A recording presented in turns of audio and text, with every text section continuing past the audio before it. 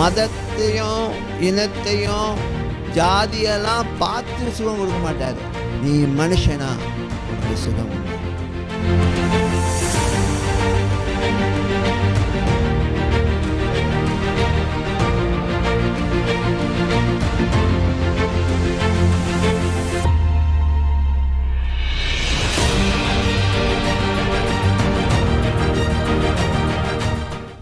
Hallelujah.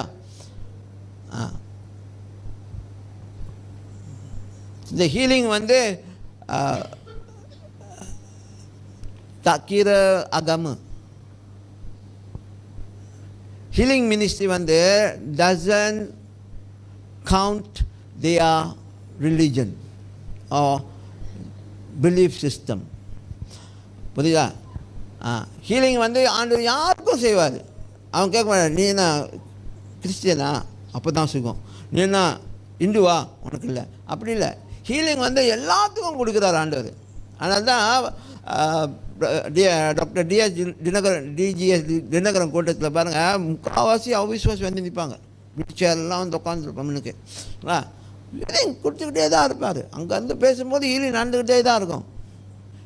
This ministry is a very special ministry.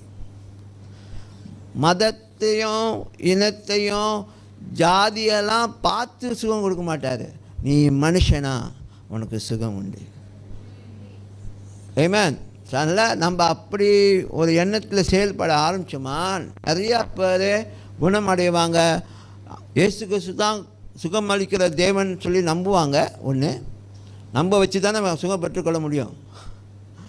ரெண்டாவது, அவங்க நம்பின பிறகு தொடர்ச்சியாக நான் ஆண்டவரை பின்பற்ற போகிறேன் அப்படின்னு சொல்லி ஒரு தீர்மானம் எடுத்து தங்குவாங்க.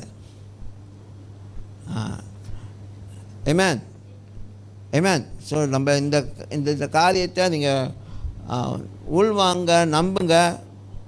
அதே மாதிரி தேவன் நிச்சயமாக நமக்கு செய்வார்.